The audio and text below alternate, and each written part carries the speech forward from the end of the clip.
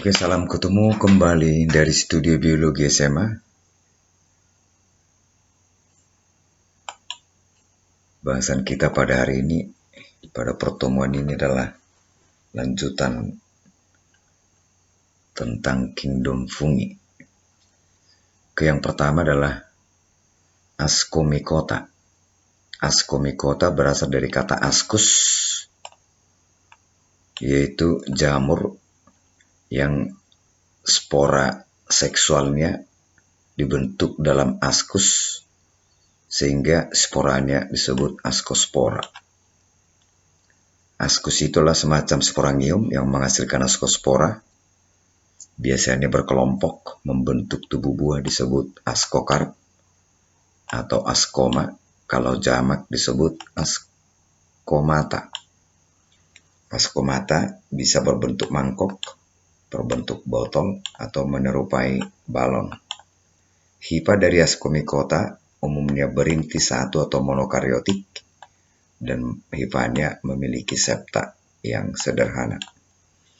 Ascomycota ada yang uniseluler dan ada juga yang multiseluler.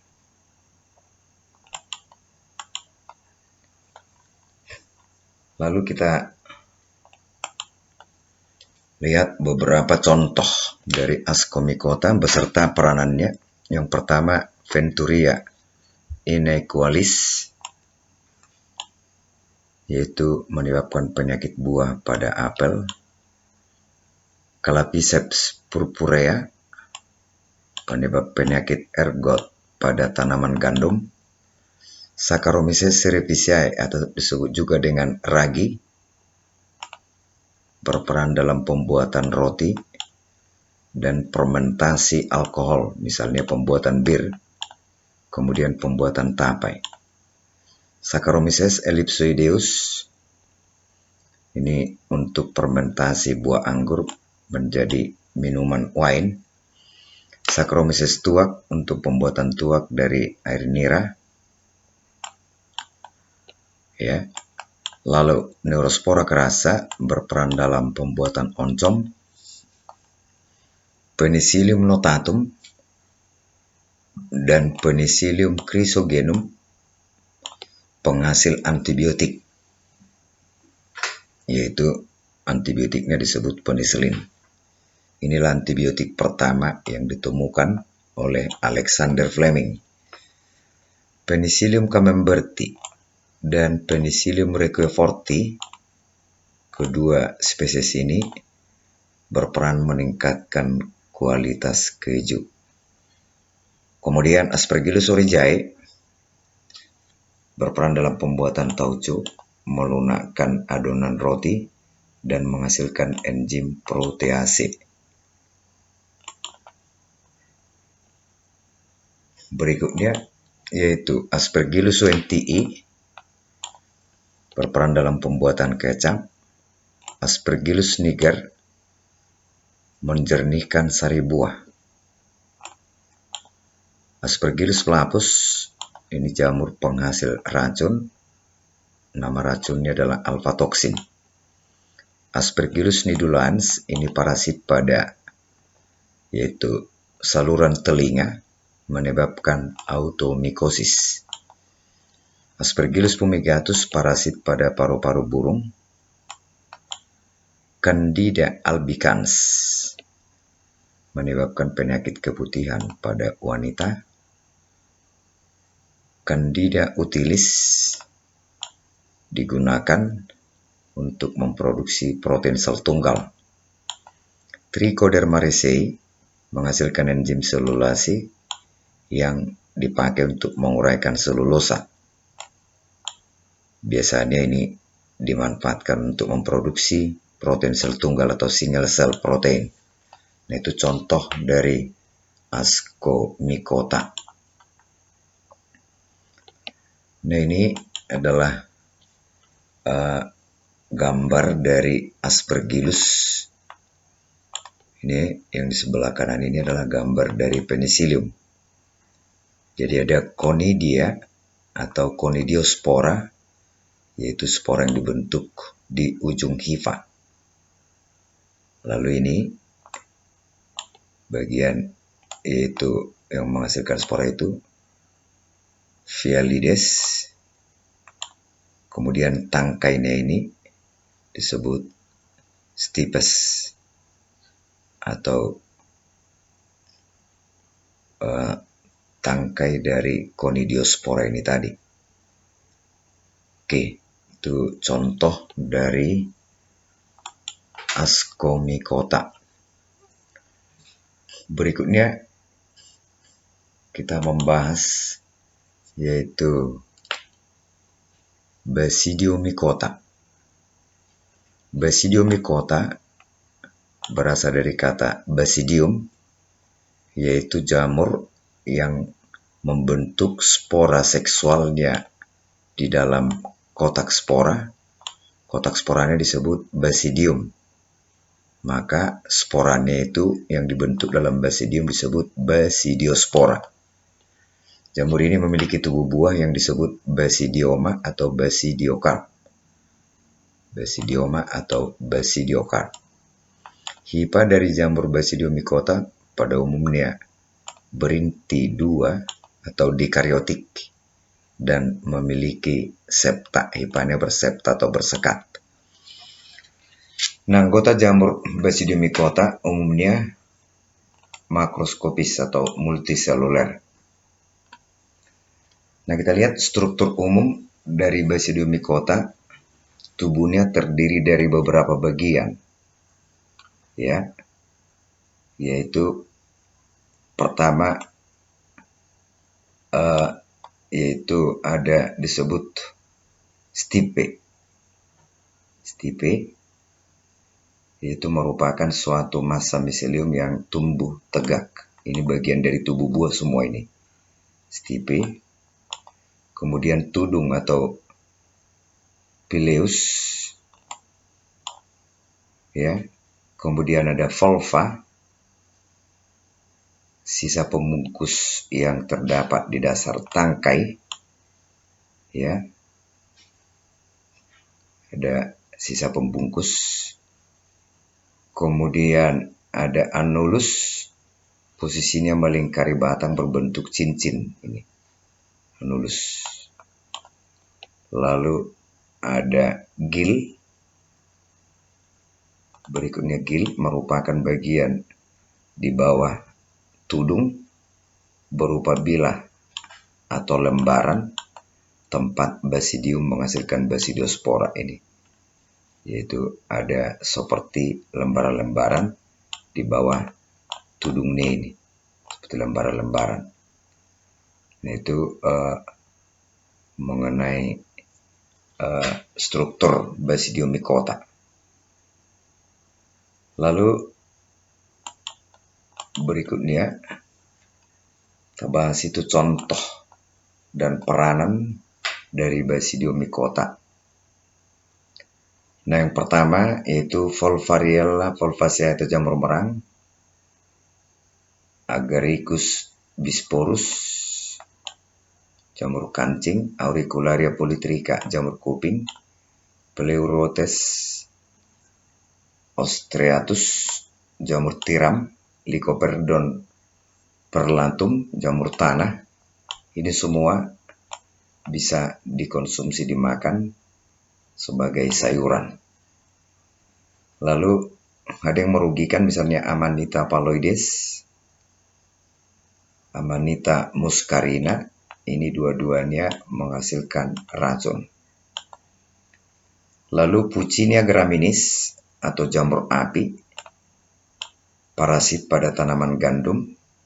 Ustilagomaides, parasit pada tanaman jagung. Nah, Puccinia graminis dan Ustilagomaides ini merupakan contoh Basidiomycota yang tidak memiliki tubuh buah. Tidak memiliki tubuh buah.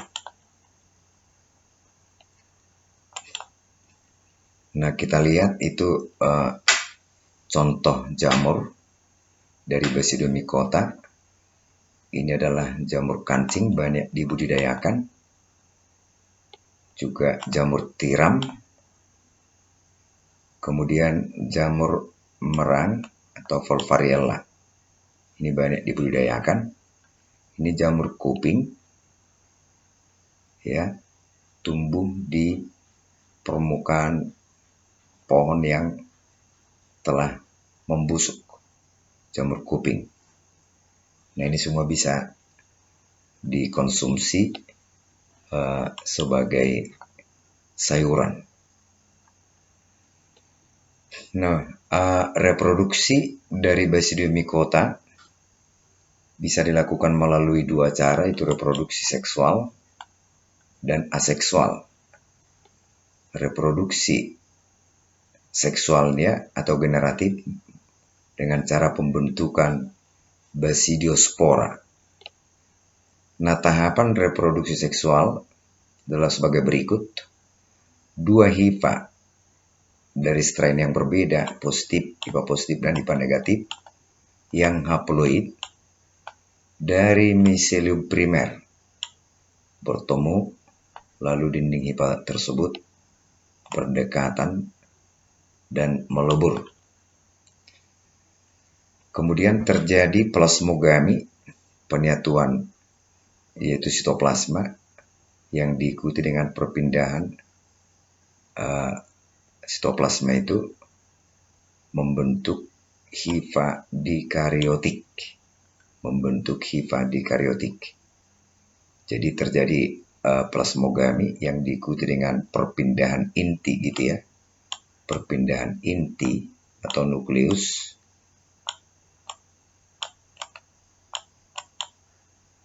membentuk hifa dikariotik. Jadi hifa yang bertemu tadi itu menyatu. Maka masing-masing hifa itu tadi memiliki dua inti. Satu dari hifa positif, satu dari hifa negatif. Itu maksudnya, perpindahan inti. Hifa dikariotik akan tumbuh menjadi miselium sekunder yang dikariotik berinti dua.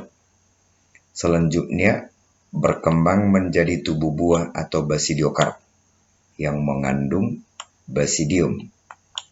Jadi basidiokarp itu membentuk basidium, kotak spora. Di dalam basidium terjadi penyatuan dua inti haploid tadi itu menjadi diploid. Proses peleburan atau penyatuan inti ini disebut kariogami. Berarti sekarang basidium itu memiliki satu inti diploid. Basidium tersebut kemudian membentuk 4 tonjolan pada ujungnya yang disebut sterigma. Jadi akan terbentuk di ujungnya itu nanti 4 tonjolan seperti ini. Ya, seperti jari disebut sterigma. Ini ada 4 tonjolan. Di mana tadi? Di sini terdapat inti inti diploid. Ini pada awalnya dulu ada inti diploid atau 2N pada sterigma itu. Kemudian inti diploid ini di dalam basidium membelah secara meiosis menghasilkan 4 inti haploid. Jadi sterigmanya ada 4. Jadi intinya ini membelah, terbentuklah 4, yaitu inti haploid. Selanjutnya masing-masing inti akan masuk ke salah satu tonjolan sterigma dan berkembang menjadi basidiospora. Jadi setelah membelah ini inti 2N ini tadi menjadi 4, ini akan menempatkan diri masing-masing satu pada setiap tonjolan sterigma ini. Ini di sini masing-masing ada satu intinya. Ya, itu maksudnya masuk ke salah satu tonjolan sterigma masing-masing inti. Lalu ini akan membentuk basidiospora. Berarti basidiosporanya itu adalah haploid. Ya. Karena berkembang tadi dari inti hasil pembelahan meiosis tadi. Apabila basidiospora itu terlepas dari basidium, dari kotak sporanya, kemudian jatuh pada tempat yang sesuai, akan tumbuh menjadi hifa yang haploid, kemudian hifa membentuk miselium, dan seterusnya akan berkembang yaitu seperti semula, akan mengulangi daur hidupnya. Hifanya itu akan berdekatan lagi. Nah, inilah mengenai daur hidup atau reproduksi seksual dari Basidiomycota. Nah, untuk lebih jelasnya bisa kita lihat bagian berikut. Ini ada hifa, yaitu negatif, hifa positif. Masing-masing ini kan berinti haploid dari miselium primer, saling berdekatan. Kemudian dindingnya melebur, maka sitoplasmanya menyatu, diikuti dengan yaitu perpindahan inti dari kedua hifa ini ya ke dalam satu hifa. Nah, lalu sehingga terbentuk hifa yang berinti dua. Lalu hifa berinti dua berkembang menjadi miselium sekunder. Miselium sekunder itu berinti dua di karyotik miselium ini atau miselium sekunder. Kemudian miselium tersebut berkembang membentuk tubuh buah nih. Lalu pada bilah bawah tudung itu di sini dibentuk basidium atau basidia, tempat pembentukan yaitu basidiospora. Lalu di dalam basidium itu, basidium dikaryotik tadi itu, intinya itu, kedua inti itu melebur menyatu. Penyatuannya disebut karyogami, sehingga memiliki satu inti diploid. Sehingga memiliki satu inti diploid. Kemudian pada ujungnya ini terbentuk tadi 4 tonjolan strigma ini. Ada 4 tonjolan tadi disebut namanya dengan strigma, seperti ini dia. Lalu inti diploid membelah secara meiosis menghasilkan 4 inti yang haploid. Lalu keempat inti ini akan menempatkan diri pada masing-masing yaitu strigma ini tadi. Ini strigmanya. Ini sekarang diperbesar ya. Nah, apabila sporanya telah matang, lepas dari basidium ini akan berkecambah lagi membentuk hifa, yaitu hifa, ada hifa positif, ada hifa negatif. Demikian seterusnya reproduksi seksual dari Basidiomycota. Lalu divisi yang terakhir dari Basidiomycota adalah Deuteromycota. Jamur Deuteromycota adalah jamur yang berkembang biak secara aseksual dengan pembentukan konidia atau konidiospora dan belum diketahui tahap atau cara ataupun alat reproduksi seksualnya. Bagaimana dia bereproduksi secara seksual belum diketahui dengan cara apa. Padahal dasar penggolongan jamur itu adalah cara atau alat reproduksi seksualnya. Ada jamur belum diketahui cara reproduksi seksualnya. Ya. Dia tidak ditemukan ascus maupun basidium, sehingga tidak termasuk ke dalam divisio Ascomycota atau divisio Basidiomycota. Hifanya tidak bersekat, maka tidak termasuk juga ke dalam Zygomycota.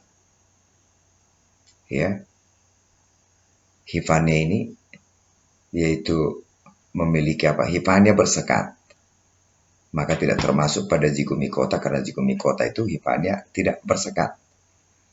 Oleh karena itu jamur Deuteromycota merupakan jamur yang tidak sempurna atau disebut jamur imperfect. Tidak sempurna, artinya belum sempurna penggolongannya karena belum diketahui cara ataupun alat reproduksi seksualnya. Nah, contoh Monilia stopila sebelum diketahui alat reproduksi seksualnya digolongkan ke dalam divisi Deuteromycota. Tapi setelah diketahui yaitu alat reproduksi seksualnya oleh Dwijo Soputro, yaitu alat reproduksi seksualnya adalah dengan cara pembentukan askospora di dalam askus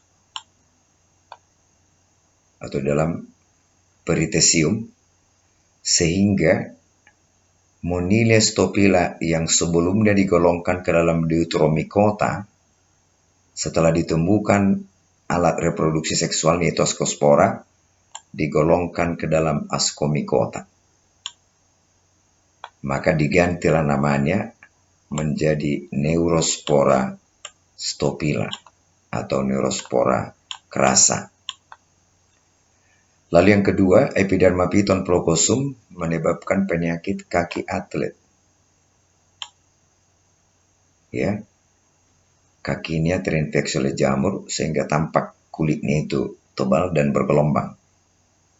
Kakinya tampak besar, maka disebut kaki atlet.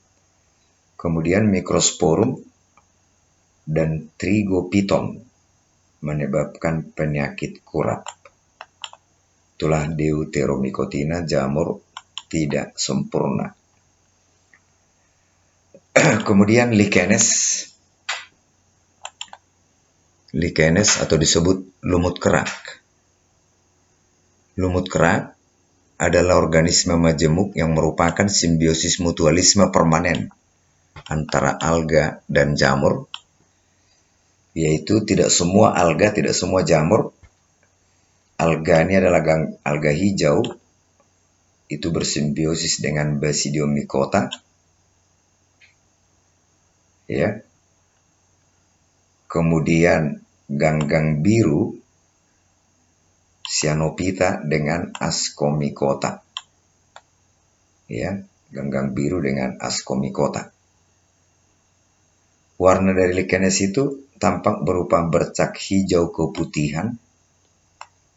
Bercak hijau itu sebenarnya adalah sel-sel alga, yang keputihan itu adalah hifa dari jamur. Bercak hijau adalah sel-sel alga yang dikelilingi oleh miselium jamur atau hifa jamur, disebut soredium. Nah, kenapa disebut ini simbiosis mutualisme permanen? Artinya simbiosisnya itu membentuk yaitu organisme yang baru, yaitu antara alga dengan jamur. Jadi bukan alga lagi, bukan jamur, tapi terbentuk Lichenes.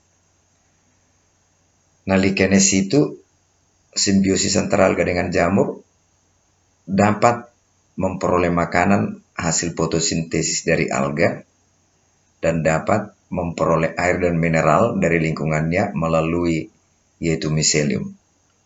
Jadi saling menguntungkan. Nah, ini misalnya Lichenes, contohnya itu strukturnya. Ini adalah alga, sel-sel alga yang ini, yang berwarna hijau. Kemudian ini adalah hifa atau miselium dari jamur. Nah, ini penampakan dari lumut kerak melekat pada permukaan substratnya.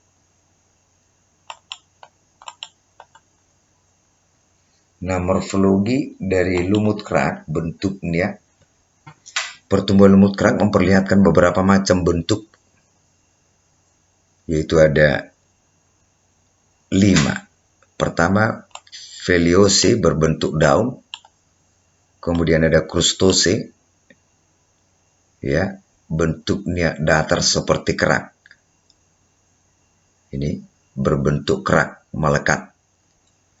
Kemudian fruticose, talus, tegak, tumbuh tegak, mirip seperti perdu. Ya. Kemudian ada lumut kerak berfilamen. Lumut ini tampak seperti kapas wol. tumbuh pada kulit kayu pohon dan perdu, berwarna jingga kekuningan atau hijau cerah. Jadi morfologi ini itu bentuknya ada 5. Foliose berbentuk daun, ya. Krustose ini tampak melekat berupa kerak. Squamulose campuran bentuk kerak dan berbentuk daun. Ini tadi berbentuk kerak, dia akan melekat pada substratnya. Lalu ada campuran, ini menyerupai kerak ya. Lalu ada campuran antara bentuk foliose dengan krustose, maka disebut bentuk squamulose. Lalu ada bentuk fructicose, lalu ada lumut kerak berbentuk filamen, ya, berbentuk filamen. Itulah bentuknya. Lalu morfologi, lalu kita lihat tadi itu, ini tadi morfologinya. Ini ada berbentuk lembaran, kemudian ada berbentuk kerak, ini melekat krustose. Ada fructicose, ya, berupa filamen-filamen atau benang-benang, ini berupa filamen. Lalu ada foliose, kemudian squamulose. Nah, itulah bentuk dari lumut kerak. Kemudian reproduksinya bisa melalui pembentukan soredium. Soredium terlepas, kemudian terbawa angin atau air dan tumbuh di tempat lain. Soredium adalah sekelompok jalinan hifa yang menyelubungi sel-sel alga. Di dalamnya ada sel alga. Kemudian fragmentasi pemutusan dari bagian talus. Kemudian bagian yang putus itu tumbuh menjadi individu baru. Lalu dengan cara pembentukan spora. Pembentukan spora tentu ini dilakukan oleh jamur. Nah, contoh lumut kerak itu ada Parmelia, Graphis, dan Usnea. Usnea atau disebut lumut janggut.